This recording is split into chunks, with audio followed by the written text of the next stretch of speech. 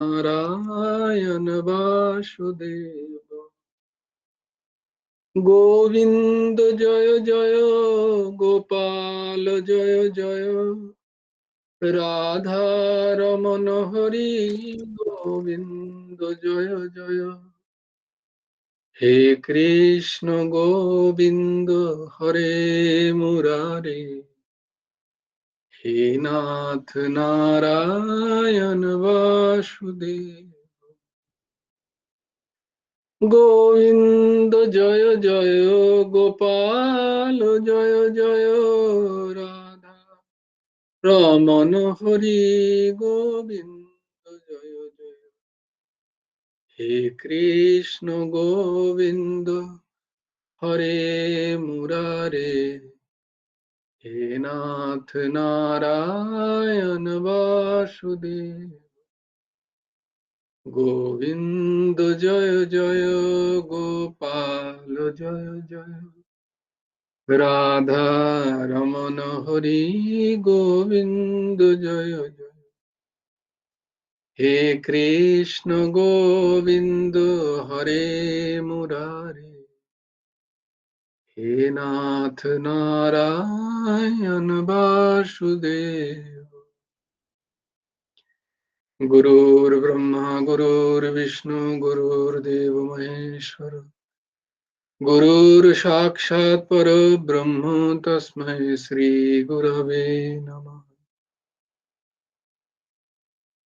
कृष्णाय वासुदेवाय हरये परमात्मने प्रणतक्लेशनाशाय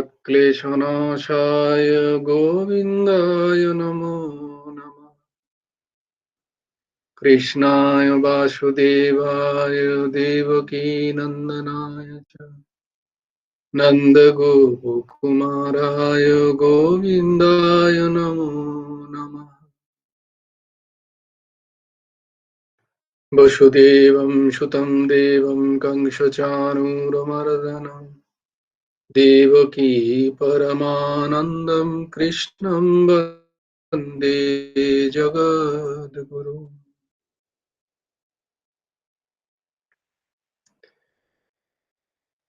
নবকুমার চতুষ্পটির আরেকটা অধ্যায় তোমাদেরকে স্বাগত।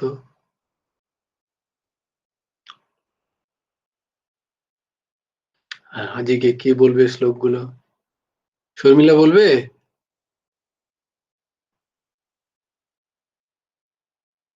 হ্যাঁ শর্মিলা হ্যাঁ বলবে? হ্যাঁ, জয়গুরু রাধেশ্যাম। করো না, কুসুম বলবে। বলো। হ্যাঁ, বলছি।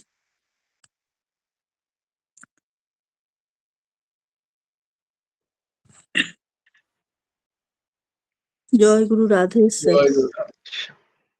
ধর্মক্ষেত্রে কুরুক্ষেত্রে সমবেতাযুযুৎসবঃ মামকাঃ পাণ্ডবাশ্চৈব কিমকুর্বত সঞ্জয় यत्र योगेश्वरः कृष्णो यत्र पार्थो धनुर्धरः तत्र श्रीर्विजयो भूतिर्ध्रुवा नीतिर्मतिर्मम यदा यदा हि धर्मस्य ग्लानिर्भवति भारत अभ्युत्थानमधर्मस्य तदात्मानं सृजाम्यहम् परित्राणाय साधूनां विनाशाय च दुष्कृतां धर्मसंस्थापनार्थाय सम्भवामि युगे युगे कर्मण्येवाधिकारस्ते मा फलेषु कदाचन मा कर्मफलहेतुर्भूर्मा ते संन्यस्तकर्मणि योगस्थः कुरु कर्माणि संयम त्यक्ता धनञ्जय सिद्ध्य सिद्धो समो भूत्वा समत्वं योग उच्यते विहाय कामान्य सर्वान् पुमांश्चरति निःस्पृहः निर्मम निरहङ्कारः शान्तिमधिगच्छति तमेव शरणं गच्छ सर्वभावेन भारत तत्प्रसादात् परं शान्तिं स्थानं प्राप्स्यसि शाश्वतम् तद्विद्धि प्रणिपातेन परिप्रश्नेन सेवया उपदेक्षन्ति ते ज्ञानं ज्ञानिनस्तत्त्वदर्शिनः श्रद्धावान् लभते ज्ञानं तत्परः संयतेन्द्रियः ज्ञानं लब्ध्वा परं शान्तिम् अचिरेणाधिगच्छति कार्पण्यदोषोपहत स्वभावः पृच्छामि त्वां धर्मसम्मूढचेतः यच्छ्रेयः सन्निश्चितं ब्रूहि तन्मे शिष्यस्तेऽहं स्वादिमां त्वां प्रपन्नम् सर्वधर्मान् परित्यज्य मामेकं शरणं व्रज अहं त्वां सर्वपापेभ्यः मोक्षयिष्यामि मा शुचः चञ्चलं हि मनः कृष्ण प्रमाथि बलवदृढं तस्याहं निग्रहं मन्ये वायोरिव सुदुष्करम् असंशय महाबाहो मनः दुर्निग्रहं चलम् अभ्यासेन तु कौन्तेय वैराग्येन च गृह्यते पत्रं पुष्पं फलं तोयं यो मे भक्त्या प्रयच्छति तदहं भक्तु प्रहीतमस्नामि प्रयतात्मनः यत्करोषि यदश्नासि यज्जुहोषि ददासि यत्तपस्यासि कौन्तेय तत्कुरुष्व मदर्पणम् জয় গুরু রাধে শ্যাম। জয় গুরু রাধেশ্যাম। বাহ, খুব সুন্দর। খুব সবাই খুব সুন্দর পড়ছো আজকাল। কালকে কন্যা কুসুম বলবে বি রেডি। আজকে বোধহয় মহারাজ জিজ্ঞেস করছিলেন না তদ্বিদ্ধি প্রণিপাতে না, আমি বুঝতে পেরেছি সামনেই বোধহয় তুই বসে আছিস। দেখো, এই শ্লোকগুলো খুব পরিচিত, খুব প্রচলিত শ্লোক। তাই জন্য এগুলো আমাদের যদি কণ্ঠস্থ হয়ে যায় তাহলে আমরা যে কোনো সময় এগুলোকে ব্যবহার করতে পারি।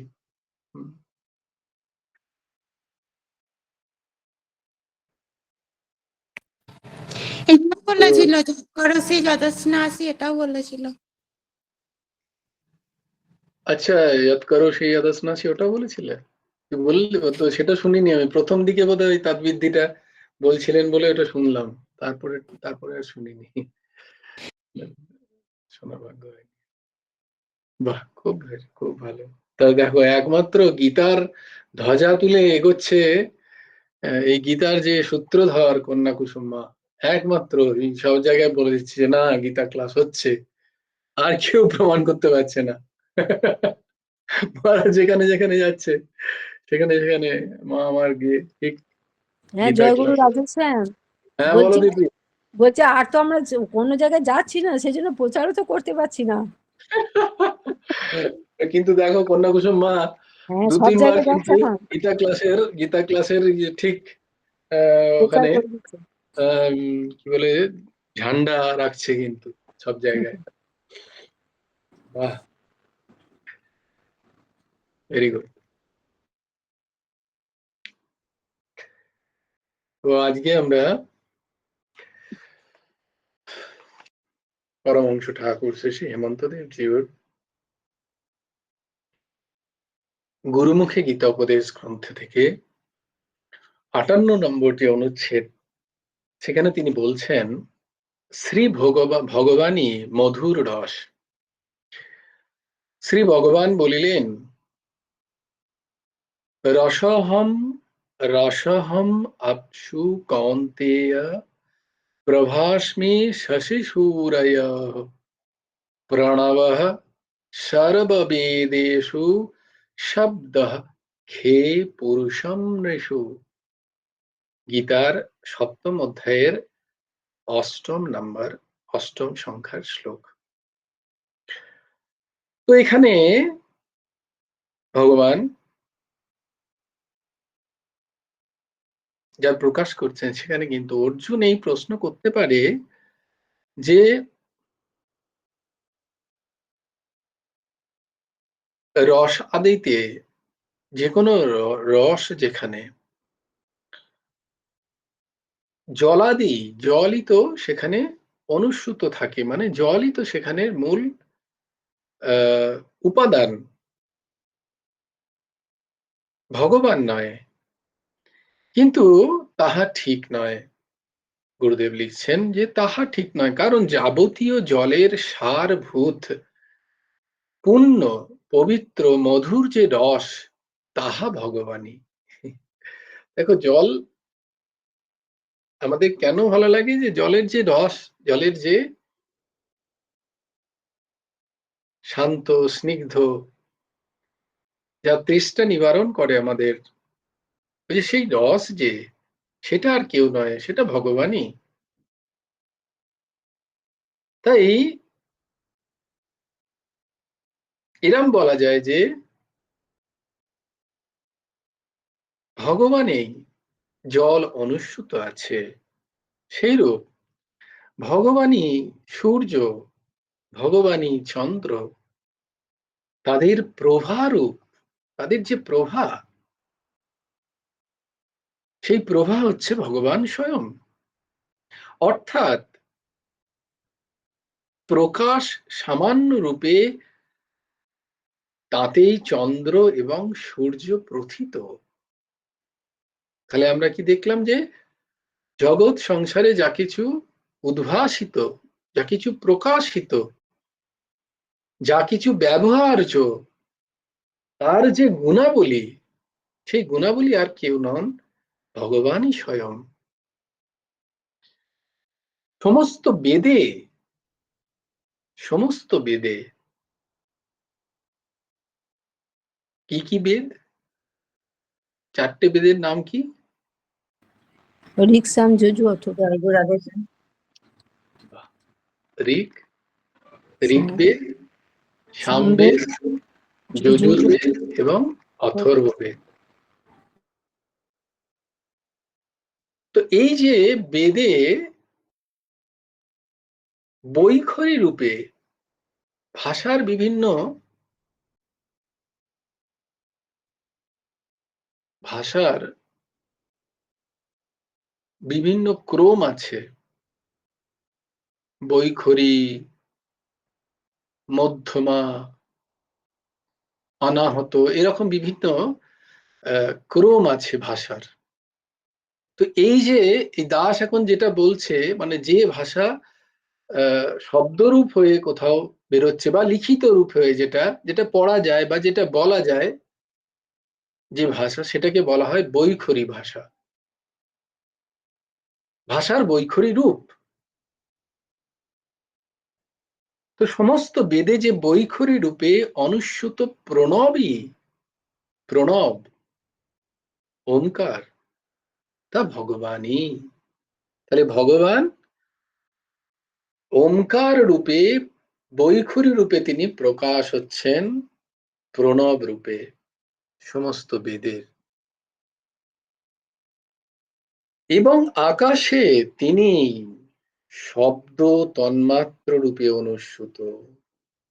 এবং এই যে আকাশে শব্দ, রূপ, রস, গন্ধ, স্পর্শ, এই যে তন্মাত্র, এই তন্মাত্র আর কেউ নন, ভগবানই স্বয়ং। তার মধ্যে শব্দ যে তন্মাত্র, তার আবাসস্থল হচ্ছে আকাশ। যাবতীয় পুরুষে অনুসত্ব যে পুরুষত্ব, তাহাও শ্রী ভগবান। কারণ এই পুরুষত্ব অর্থাৎ উদ্যম, পুরুষত্ব মানে উদ্যম, ব্যতীত পুরুষের কোনো অস্তিত্ব নেই। আমরা কোথায় দেখলাম? তাহলে এটা যেন আমরা ভুলি না, যে এখানে পুরুষ মানে পুরুষ শরীর নয়, নারী শরীর নয়। পুরুষ মানে পুরুতে বসতঃ ইতি পুরুষাহ। তার তার অবস্থার কারণে যে উদ্যম আমরা দেখতে পাই বিভিন্ন শরীরে চরিত্রে, সেই উদ্যমতা, সেই কর্মচেষ্টা, তা কিন্তু ভগবান স্বয়ং।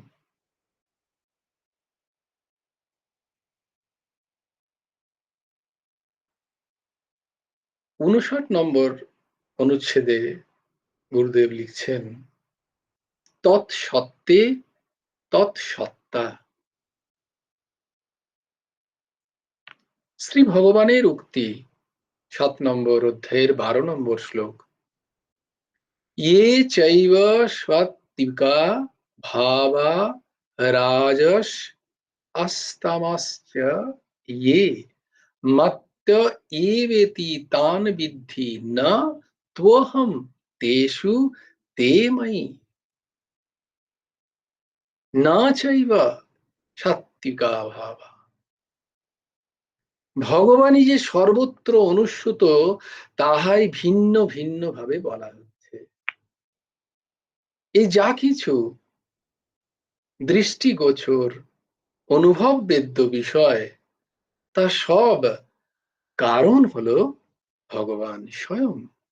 অবিদ্যা এবং কর্মাদি বশে সাত্ত্বিক, রাজসিক, তামসিক এই গুণ সকল ত্রিগুণাত্মিক প্রকৃতি জগৎ, সাত্ত্বিক গুণ, রাজসিক গুণ এবং তামসিক গুণ প্রভৃতি যে সকল চিত্ত পরিণাম উৎপন্ন হয়, প্রত্যেক চিত্তেরই একটা বৈশিষ্ট্য আছে।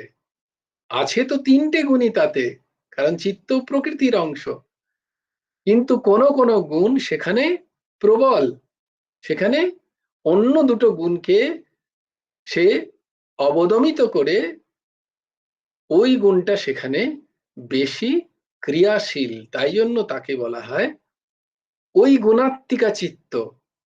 সত্য রজতম যে সাত্ত্বিক গুণ, তার মধ্যে রাজসিক গুণও আছে, তামসিক গুণও আছে, কিন্তু রাজসিক গুণ সেখানে বেশি ক্রিয়াশীল।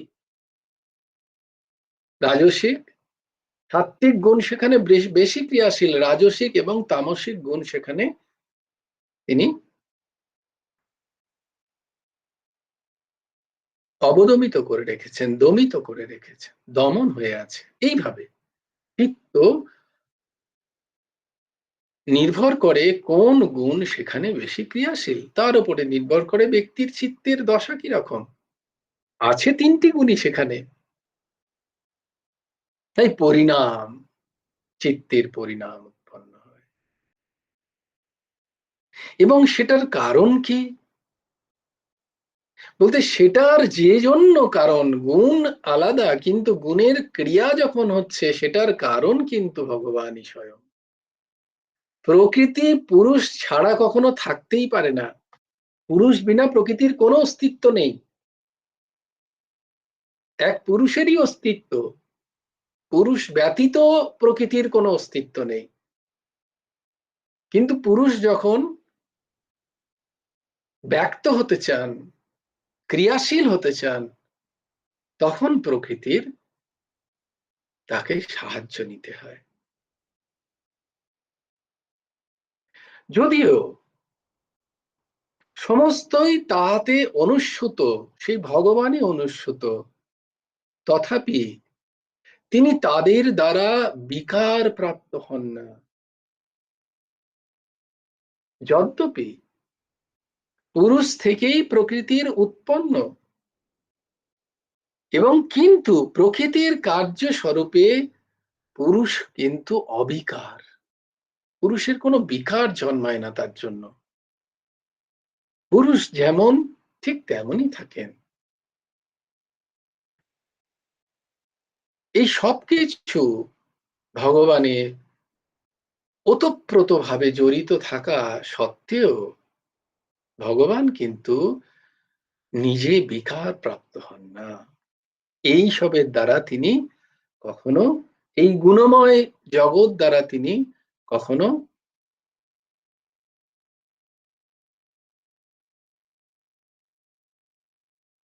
তার প্রতিক্রিয়া হয় না, ঠিক কি বলবো, ইজ নট ইফেক্টেড। তাই জন্য এই গুণ দ্বারা, তাই জন্য তাকে নির্গুণ বলা হয়। নির্গুণ মানে গুণহীন নয়, নির্গুণ মানে এই গুণের দ্বারা তিনি প্রভাবিত নন, এইটা বলতে হয়। নির্গুণ পরমাত্মা যখন বলা হয়, নির্গুণ ব্রহ্মর কথা যখন বলা হয়, তার মানে তিনি নির্গুণ মানে গুণহীন নয়, এরকম বোঝায় না। নির্গুণ মানে এই গুণগুলো তার উপরে কোনো ক্রিয়া করে না, তিনি এই গুণ দ্বারা বিকারিত নন, এইটাই বলার উদ্দেশ্য। কিন্তু সেই সকল সত্যাদি ভাব রজ্জুতে সর্পের ন্যায় শ্রী ভগবানে কল্পিত, অর্থাৎ ভগবানের সত্তাতেই তাদের স্ফুরণ হয়। তাহলে এই জগৎ ভগবানের সত্তাতেই স্ফুরিত, এই জগতের আলাদা কোনো অস্তিত্ব নেই। ভগবান ব্যতি রেখে এই জগতের কোনো অস্তিত্ব নেই, জগৎ ব্যতি রেখে ভগবান নিরন্তর আছেন, কিন্তু ভগবান ব্যতি রেখে জগতের আলাদা কোনো অস্তিত্ব কখনো সম্ভবই নয়। এইটাই, তাই জন্য তৎসত্ত্বে তৎসত্তা, ভগবানের সত্তাতেই জগৎ উদ্ভাসিত, জগৎ অনুভবিত আমাদের কাছে। আমরা যে কোনো ইন্দ্রিয় দ্বারাই জগৎকে যেভাবে আমরা দেখছি, শুনছি, অনুভব করছি, বোধ করছি, স্বাদ নিচ্ছি সেই জগতের, কিন্তু তার মূল কারণ হচ্ছেন ভগবান, এইটা বলার উদ্দেশ্য। জয় জয় শ্রী রাধে, জয় গুরু রাধেশ। ओम सच्चिदानंद रूपाय गुरवे बुद्धि साक्षिणे श्री हेमंताय वरिष्ठाय नमो अक्लिष्ट कर्मणे। ओम सच्चिदानंद रूपाय कृष्णाय क्लिष्ट कर्मणे नमो वेदांत विद्याय गुरवे बुद्धि साक्षिणे।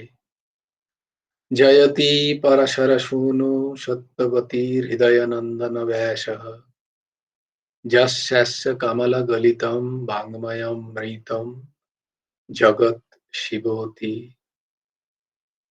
দেখো এই শ্লোকে কিন্তু ব্যাসদেবের পিতামাতার নাম উল্লেখ আছে,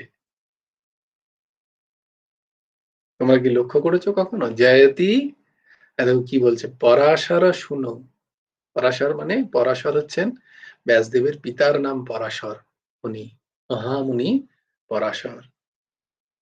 তাহলে পরাশর শুনো, পরাশরের পুত্র, এরাম বোঝাচ্ছে। জয়তি পরাশরা শুনো, আর তার মায়ের নাম কি? সত্যবতী।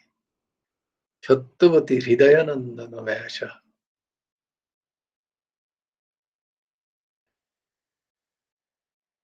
তো এর থেকে আমরা ব্যাসদেব ভগবানের মাতা পিতার নামও আমরা জানতে পারছি।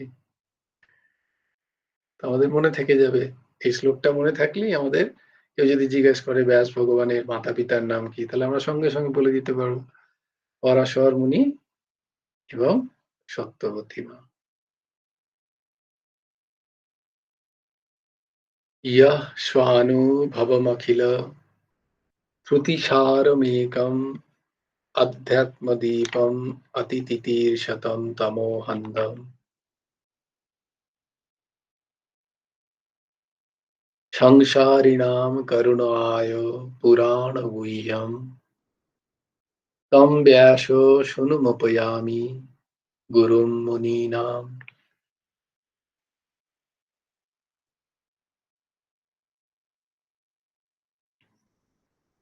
প্রত্যেক দিন যদি গীতা এবং ভাগবতের একটি শ্লোকও পাঠ করা যায়, একটি শ্লোকও যদি উচ্চারণ করা যায়, তো বলছে জীবের কল্যাণ অবশ্যম্ভাবী। মাত্র একটি শ্লোক, বেশি শ্লোকের প্রয়োজন নেই। একটি শ্লোকও যদি প্রত্যেক দিন একবার উচ্চারণ করে নিতে পারি, তো আমরা তো উচ্চারণ করছি কৃষ্ণায় বাসুদেবায় হরে পরমাত্মনে, এটাও ভাগবতের শ্লোক। আবার কৃষ্ণায় দেবকী নন্দনায় চ নন্দ গোপ কুমারায়, এটাও ভগবতের শ্লোক। আবার এই যে শানু ভবমখিলে, এটা ভাগবতের প্রথম অধ্যায়ের দ্বিতীয় স্কন্ধের তৃতীয় শ্লোক। সুখ, যেখানে সুখদেবের সুখদেবের স্তুতি করা হচ্ছে। তো এরকম দেখো আমাদের ঠাকুর অদ্ভুত ভাবে ভাগবত গীতার শ্লোক আদি কি সুন্দর পাঠ করিয়ে নিচ্ছেন। তার দয়ার কোনো শেষ নেই। এই আজ অর্ঘ্য কোথায়? পার্মানেন্ট মিস কেন হচ্ছে? ক্লাস আছে। ভক্ত কিছুই চান না। আজকে আমরা যে প্রসঙ্গ শ্রবণ করব সেটা হচ্ছে ভক্ত সুদামার কথা। ভক্ত কিছুই চান না, ভক্ত চান কেবল শ্রী ভগবানে প্রেম ও ভালোবাসা। তাহলে আমরা তখনই নিজেদেরকে ভক্ত বলতে পারবো যখন আমরা ভগবানের থেকে, গুরুদেবের কাছ থেকে কোনো বিষয়ে, জাগতিক কোনো বিষয় না চেয়ে, যখন তার কাছ থেকে তার প্রতি অনন্য প্রেম ও ভালোবাসা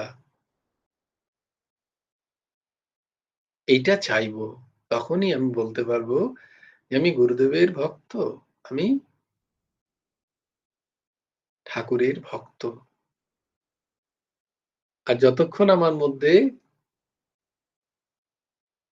জাগতিক দেহ দৈহিক বিষয় প্রাপ্তির বিন্দুমাত্র কামনা থেকে যায় গুরুদেবের কাছ থেকে, ভগবানের কাছ থেকে, তাহলে আমি আমার নিজেকে ভক্ত পদবাচ্য বলতে পারি না, তাই না? কেবল প্রেম ভালোবাসাতেই ভক্তের মন পরিতৃপ্ত। ভক্তের জীবন শ্রী ভগবানকে ভালোবাসিয়াই ধন্য ও পরিতৃপ্ত হয়। এইরূপ এক অকিঞ্চন ভক্ত ভগবান শ্রীকৃষ্ণের শৈশবের বন্ধু সুদামা। একবার গুরু সন্দীপনী মুনির গৃহে বসবাসকালে কৃষ্ণ ও সুদামা যেন এক আত্মা। কেউ হইতে কেউ যেন ভিন্ন নহে। একসঙ্গে গুরুর নিকট বেদ অধ্যয়ন করেন, একসঙ্গে অরণ্যে গিয়ে কাষ্ঠ আহরণ করেন, একসঙ্গে আহার বিহার অবস্থান, এ যেন এক অনির্বচনীয় ভাব। কাষ্ঠ আহরণকালে অরণ্যে একবার প্রচন্ড ঝড় বৃষ্টি হয়, তাতে কৃষ্ণ সুদামা অনন্য পায় হয়ে অন্য কোনো উপায় না পেয়ে উভয়কে জড়িয়ে ধরে বৃক্ষতলে রাত্রি যাপন করেন। সেই দুর্যোগের বিপদেও কেউ কাউকে ত্যাগ করেন নাই। এই ভয়ঙ্কর বিপদের পরে বৃদ্ধ গুরু সন্দীপনী পুনঃপ্রভাতে শিষ্যদ্বয়কে ফিরে পেয়ে স্বস্তির নিঃশ্বাস ত্যাগ করেন।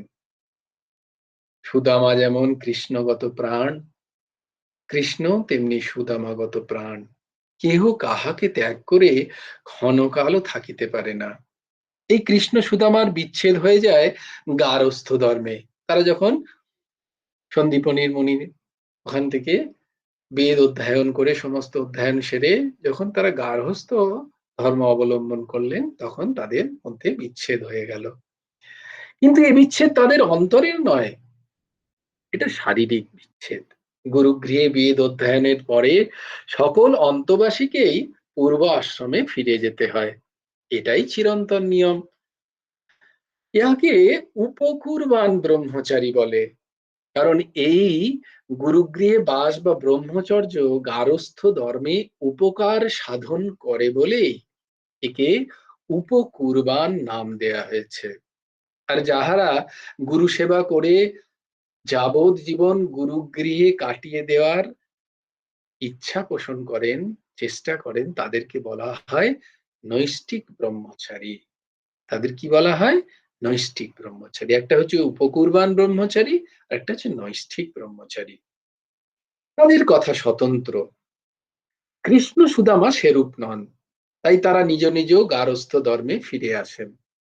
শ্রী ভগবান দ্বারকায় সংসার করেন, সুদামাও দ্বার পরিগ্রহ করে সংসার ধর্মে লিপ্ত হয়। কিন্তু সুদামা সংসারের নানাবিধ ঘাত প্রতিঘাতে কোনোদিন তার পরম বন্ধু কৃষ্ণকে ভুলে যাননি, বরং প্রসঙ্গ এলেই তার পত্নীর নিকট নিজ বন্ধুর অতি অতি গুণকীর্তন করতেন। তার মহিমা গানে তিনি আত্মহারা হয়ে যেতেন। যদিও রাজরাজেশ্বর কৃষ্ণ তার কর্মসংকুল গার্হস্থ্য ধর্মেই সর্বদাই ব্যস্ত, তথাপি সুদামার কথা তিনি কোনোদিন বিস্মৃত হন নাই। তিনিও কখনো ভোলেননি তার বাল্য বন্ধু সুদামাকে। যদিও সুদামা ছিল প্রচন্ড গরিব, আর কৃষ্ণ ছিলেন প্রকাণ্ড ধনী দ্বারিকাধীশ, দ্বারিকার রাজা। যদিও এই রাজা দরিদ্রের মিলন বা বন্ধুত্ব এক প্রকার অসম্ভব, তথাপি এই ভক্ত ভগবানের সখ্যভাব চিরকাল বজায় ছিল। সুদামা গরিব ছিলেন বলে দ্বারিকাধীশ কৃষ্ণের সাথে সাক্ষাৎ করতে যেতে কুণ্ঠাবোধ করতেন।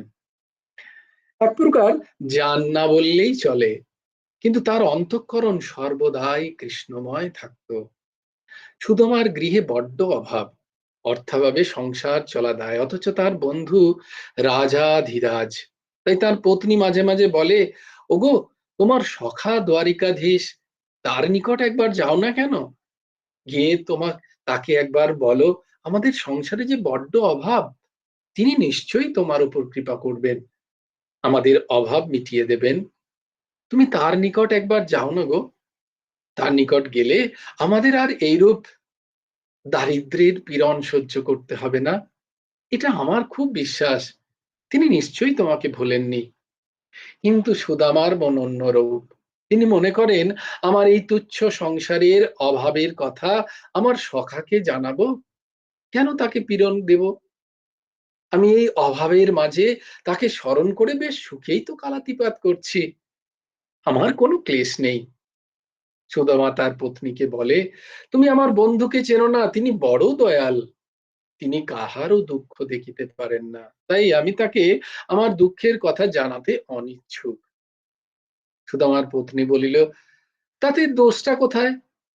তোমার দারিদ্র্যের কথা একবার তাকে জানালে যদি কিছু সুরাহা হয়, সেটা কি ভালো নয়?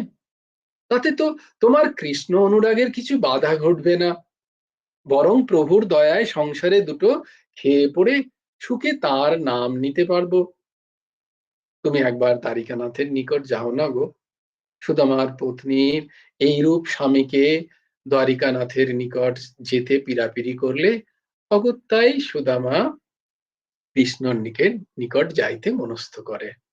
কিন্তু সখার নিকট কি শুধু হাতে যাওয়া যায়? আর আমাদেরই বা কি আছে তার নিকট আমি নিয়ে যাব?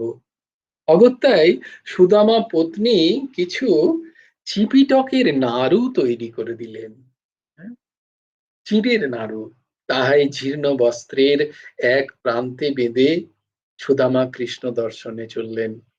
পথে কত নদী, নদ নদী, পর্বত মালা সব অতিক্রম করে সুদামা পদব্রজে দ্বারিকায় উপস্থিত হলেন এবং দ্বারের প্রহরীদের বললেন যে, আমি একটু দ্বারিকাধীশের সাথে দেখা করতে চাই। আরক্ষীরা তার দিকে কটাক্ষের চোখে তাকিয়ে বলল, তুমি এত দরিদ্র, তুমি এখান থেকে সরে যাও। কে তুমি? দ্বারিকাধীশের সাথে দেখা করতে চাইছো? মনে করলো এই দরিদ্র ব্রাহ্মণ কি দ্বারিকানাথের কেউ। তখন বলে, কে তুমি? কে? বলে, আমি দ্বারিকাধীশের সখা। বলে, এরকম পুরো জীর্ণ বস্ত্র, চারিদিকে ছিদ্র বস্ত্র, মলিন বস্ত্র, দেখতেও অতি দরিদ্র স্থিতি। বলে, এরকম কারোর সখা, দ্বারিকাধীশের সখা এরকম হতে পারে নাকি? এইরূপ অবিশ্বাস করে রক্ষীরা সুদামার গতিরোধ করে কৃষ্ণের নিকট রাজপ্রাসাদে যেতে দেয় না। আর যেতে দিবেই বা কেন? কারণ সেখানে কত রুক্মিণী, সত্যভামা প্রভৃতি পাট মহিষীরা অবস্থান করছেন। আর এই মলিমস বস্ত্রধারী সুদামা কি সেখানে যাইবার উপযুক্ত? কিন্তু সুদামা যে কৃষ্ণ ভক্ত, কৃষ্ণগত প্রাণ, কৃষ্ণের শৈশবের সাথী, তাহা দাড়ি রক্ষারা কে জানবে? তারা তো জানে না। সুদামাকে কৃষ্ণের নিকট যেতে না দেওয়ায় সুদামা অগত্যায় কাঁদতে কাঁদতে ফিরে চললেন। মনের দুঃখে ডাকছেন, হে কৃষ্ণ, হে প্রাণনাথ, কবে তুমি আমায় দেখা দিবে প্রভু? হে দেব, হে দ্বৈত, হে জগদৈক বন্ধ, হে কৃষ্ণ, হে দয়াল, হে করুণৈক সিন্ধু, হে নাথ, হে রমন, হে নয়নাভিরাম, হা হা কদানুভবিতাসি পদম দৃশোর্মি। সত্যই সুদামা শ্রীকৃষ্ণের দর্শনের জন্য ব্যাকুল। তাই কৃষ্ণ সেই ভক্তের ডাক শুনে ছুটে আসেন এবং সুদামাকে জড়িয়ে ধরেন। বলেন, সখা, তুমি আমার সাথে সাক্ষাৎ না করেই ফিরে যাচ্ছ? এ কি করে? এ কঠোর হৃদয় তোমার কি করে হলো? তোমার কি আমার প্রতি ভালোবাসা সব ফুরিয়ে গেছে? তুমি কি আমায় প্রাণপ্রিয় সখা বলে মনে করো না? সুদামা তখন আর কি বলবেন, কেবলই আনন্দ অশ্রু বর্ষণ করেন। ভগবান বলিলেন, চলো সখা আমার আবাসে, সেখানে আমার মহিষীরা সব অবস্থান করছে।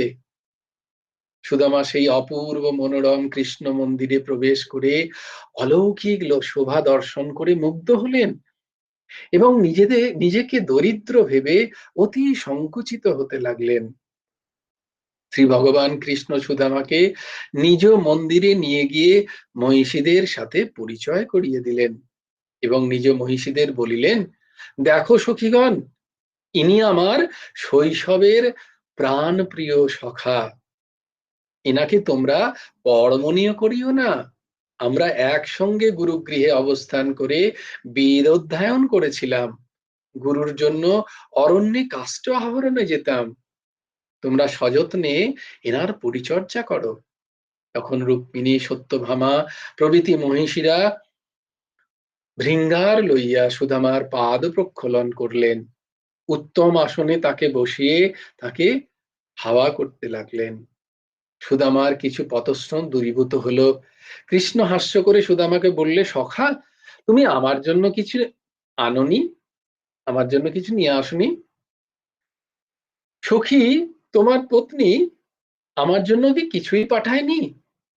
এই বলে সুদামার উত্তরীয় থেকে সেই পৃথক তণ্ডুলের নাড়ু বের করে তিনি খেতে লাগলেন। ভক্তের এই অমৃতময় চিপটকের নাড়ুর কি স্বাদ! এই দৃশ্য সমস্ত মহিষীরা দেখে অবাক, তার যত পত্নীরা দেখে অবাক। কৃষ্ণকে বলেন, হে প্রভু, তুমি এত তৃপ্তি সহকারে কি খাচ্ছ? আমাদের যে দিচ্ছ না, যে আমাদের না দিয়ে তুমি তো প্রভু কখনো কিছু গ্রহণ করো না। নিশ্চয়ই ইহা কিছু অপূর্ব হবে। সত্যই তো তাই। ইহা যে ভক্তের প্রাণের সোহাগ ভরা সামগ্রী, প্রেম দূত জিনিস। ভগবান কি তাহা সর্বপ্রকারে গ্রহণ না করে থাকতে পারেন? এবার সখীরা শ্রী ভগবানের উচ্ছিষ্ট কিছু কিছু গ্রহণ করে ধন্য হলেন। ধন্য শ্রী ভগবানের ভক্ত, ধন্য ভগবান তুমি। এমন ভক্ত দীনতা না থাকলে প্রভু ভক্ত দাঁড়াইবে কোথায়? বাঁচিবেই বা কেমন করে? যা হোক, শ্রীকৃষ্ণ তাঁর সখীদের আদরের আর শেষ নেই। সুদামা সেই দিন রাত্রি কোন দিক যে কাটিয়ে গেল সুদামা তা জানতেই পারল না। শৈশবের কত গোপন কথায়, কত আলাপে শ্রীকৃষ্ণের মন ও আনন্দে ভরপুর হয়ে গেল। সখীদেরও ব্রাহ্মণকে লয়ে কত হাস্য পরিহাস, তাতে সুদামার প্রাণ ভরে গেল। সুদামাকে শ্রী ভগবান প্রথম দর্শনেই আলিঙ্গন দিয়ে কৃতার্থ করেছিলেন। সুদামা সুদামা নিজ মুখেই বলেছেন, কোয়াহম দরিদ্র পাপিয়ান ক্বঃ কৃষ্ণ শ্রীনিকেতনঃ ব্রহ্মবন্ধুরীতি স্মাহম বাহুভ্যাম পরিরম্ভিতঃ। কোথায় দরিদ্র পাপী সুদামা, আর কোথায় লক্ষ্মীপতি নারায়ণ কৃষ্ণ? তবে যে তিনি আমাকে আলিঙ্গন করিলেন, তাহা আমার গুণে নয়। আমি কুৎসিত হইলেও ব্রাহ্মণ বলিয়া আমাকে আদর করিলেন, কিন্তু সত্যি কি তাই? তাহা নয়। সুদামা সখার অন্তরখানা শ্রী ভগবান দেখেছেন, তাহার প্রেম, ভালোবাসা, ভক্তি দেখেছেন শ্রীকৃষ্ণ। ভগবানের নিকট ধনী দরিদ্র কিছুই নেই, কেবল তিনি দেখেন হৃদয়ের প্রেম ও ভালোবাসা। শ্রী ভগবান প্রেমের ভুখা, তিনি প্রেম ছাড়া আর কিচ্ছু চান না। তাই সুদামা ধান্য ধনে ধনী না হলেও তিনি ভক্তি ধনে ধনী। সুদামার কিছুই ধন নাই।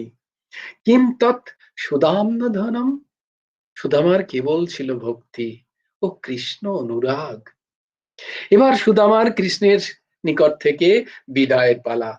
বারবার কৃষ্ণ বলেন, সখা আবার কবে আসবে, আবার তোমায় কবে দেখব?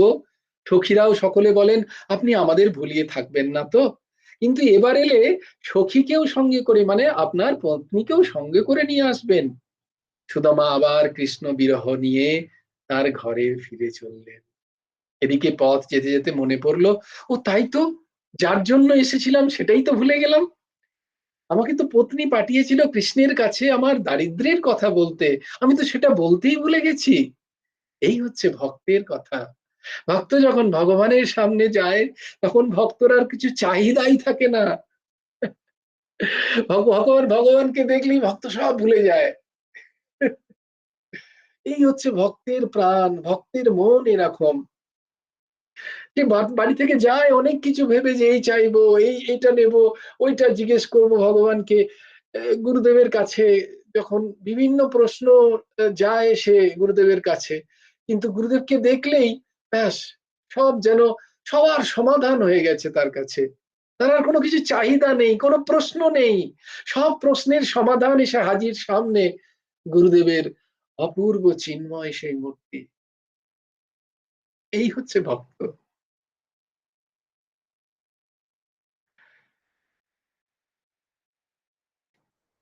যাই হোক, এদিকে পথে যেতে যেতে তার তো মনে পড়লো তিনি কৃষ্ণের নিকট যার জন্য গেছিলেন, তা তো কিছুই চাওয়া হলো না।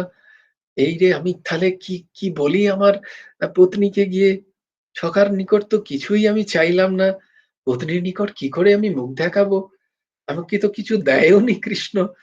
আহ, আমি কি করি? যা হোক, এই ভাবে ভাবে চলতে চলতে সুদামা হঠাৎ করে রাস্তার সামনে একটা প্রাসাদ দেখতে পেল, এবং সকলকে জিজ্ঞাসা করলো, এই এই অপূর্ব প্রাসাদ তো আগে কখনো দেখিনি, এই প্রাসাদটি কার? সকলে এক বাক্য উত্তর দেয়, এটার নাম সুদামাপুরী। রাতারাতি ভগবানের দয়ায় এখানে নগর বসে গেছে।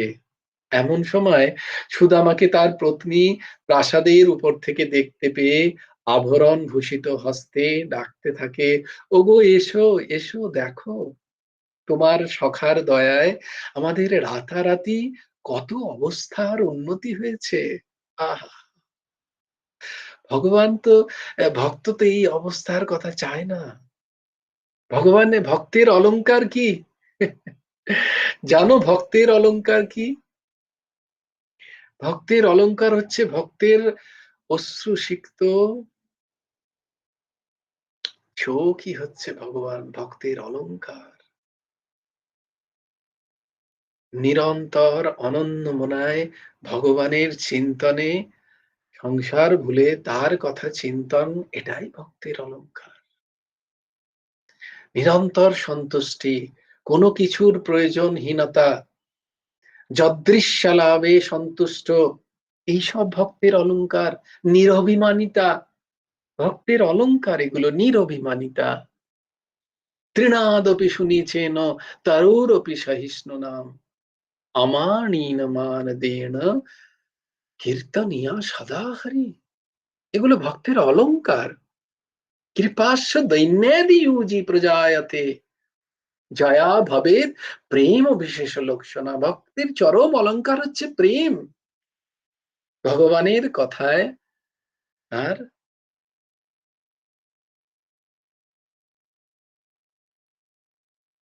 অশ্রু সজল আঁখি দুটি, এটাই তার অলংকার।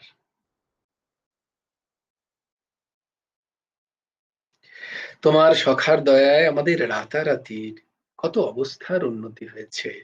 শুধু আমাদেরই নয়, এখানকার সকলেরই উন্নতি হয়েছে। তাই বলার উদ্দেশ্য যে এক ভক্ত তার নিজের কল্যাণ করেন না, তার সমস্ত পরিকর পরিজনের কল্যাণ হয়ে যায়। শুধু একজন যদি ভক্ত হয় কেউ। সুদামা এই আশ্চর্য ব্যাপার দেখে কিং কর্তব্য বিমূঢ় হয়ে গেল এবং শ্রী ভগবত ভাবে অভিভূত হয়ে প্রেমাশ্রু বর্ষণ করতে লাগলো। মনে করলো, প্রভুর আমার প্রতি এত কৃপা, না চাইতেই কত দিয়েছেন, এমন দয়াল আর কে আছেন? খম্বা দয়ালুম শরণম ব্রজেম, একমাত্র কৃষ্ণ ছাড়া। সত্যই তাই, ভক্তকে চাইতে হয় না, শ্রী ভগবান ভক্তের অভিপ্রায় বুঝে কার্য করেন। না না না, ভগবানের কাছে চেও না, লোকসানের ব্যবসা হয়ে যাবে। যদি তোমরা ভগবানের কাছে চাও, তাহলে লোকসানের ব্যবসা করবে। ভগবান তোমার জন্য যে কি রেখেছেন, কি নিধি রেখেছেন, তোমার কোনো ঠিকানাই নেই সেটা জানার। তুমি যদি চাও, ক্ষুদ্র চাইবে, তিনি যে দেবেন বিভু, বিশাল, বিরাট। তাই চেও না, তাই চেও না।